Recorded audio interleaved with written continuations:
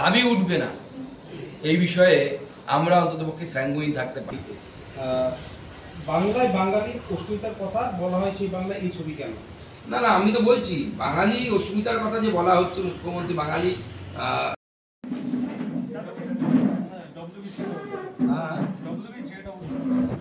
পরীক্ষা দিয়ে ইয়ে করেছিল।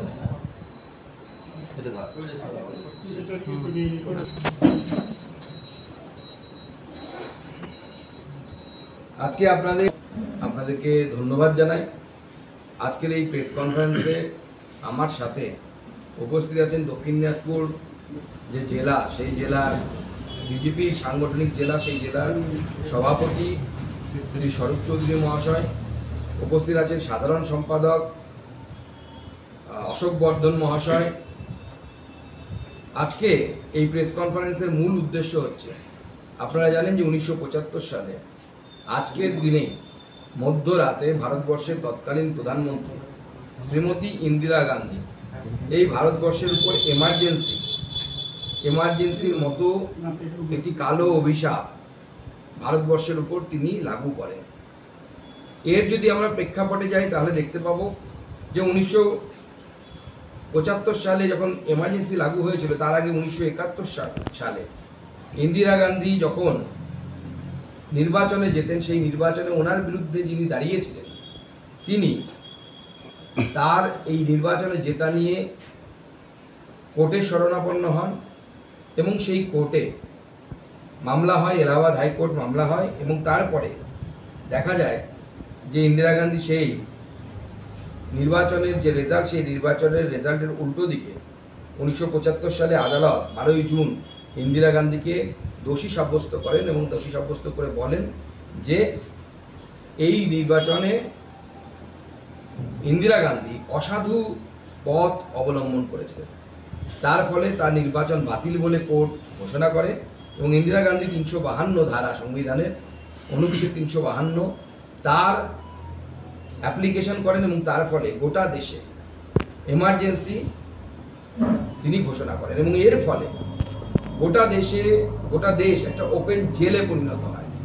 তার আগে আপনারা জানেন স্বর্গীয় জর্জ ফার্নান্ডেজের নেতৃত্বে গোটা ভারতবর্ষ জুড়ে বিরাট রেল ধর্মঘট হয়েছিল। সেই রেল ধর্মঘটে ইন্দিরা গান্ধী ভয় পেয়ে যান। গুজরাটের নির্বাচনে ইন্দিরা গান্ধীর ভরাডুবি ঘটে, গুজরাটের নির্বাচনে, বিধানসভা নির্বাচনে, এবং তারপরে ইন্দিরা গান্ধী এই 352 অনুচ্ছেদ আমাদের সংবিধানে তা জারি করে এমার্জেন্সি চালু করে।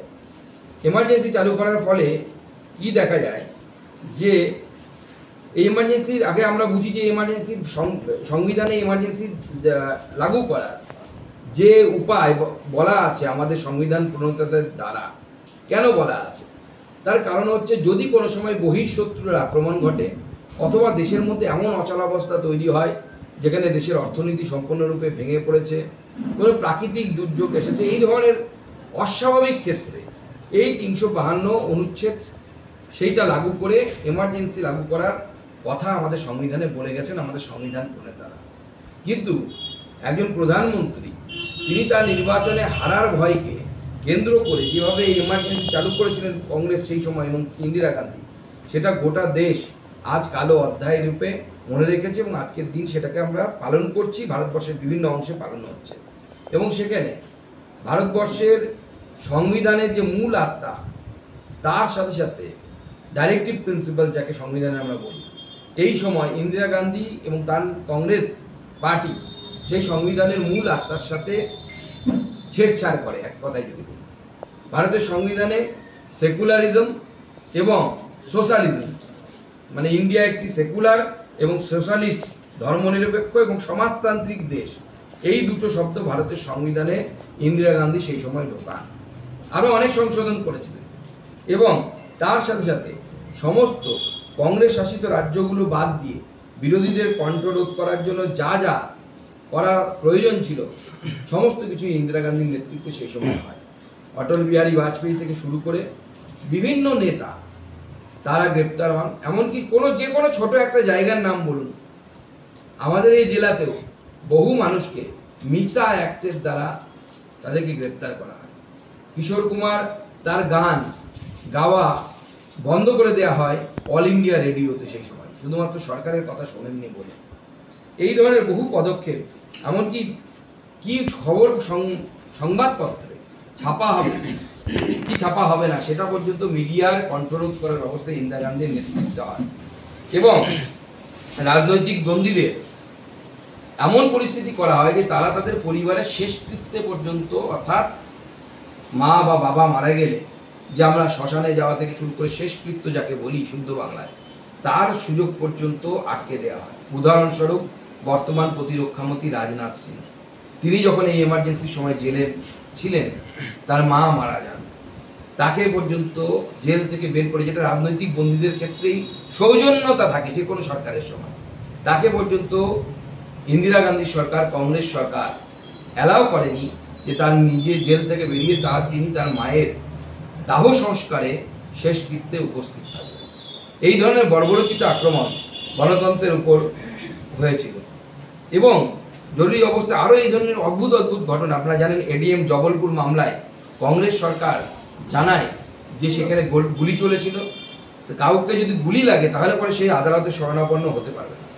এছাড়াও বিজেপি ছাড়াও বা আরএসএস, জনসংঘ, এবিভিপি, বহু সংগঠন, সেই সময় বিজেপি তো তৈরি হয়নি, বিজেপির পূর্বসূরি জনসংঘ ছিল, জনসংঘের বহু কার্যকর্তাকে সেই সময় অ্যারেস্ট করা হয়, আরএসএস এর বহু মানুষকে অ্যারেস্ট করা হয়। আমরা যেই শহরে বসে আছি সেই শহরেরও বেশ কয়েকজন সেই সময়কার যারা জনসংঘের কার্যকর্তা ছিলেন তাদেরকে গ্রেপ্তার করে তাদেরকে জেলের ভেতরে ঢোকানো হয়।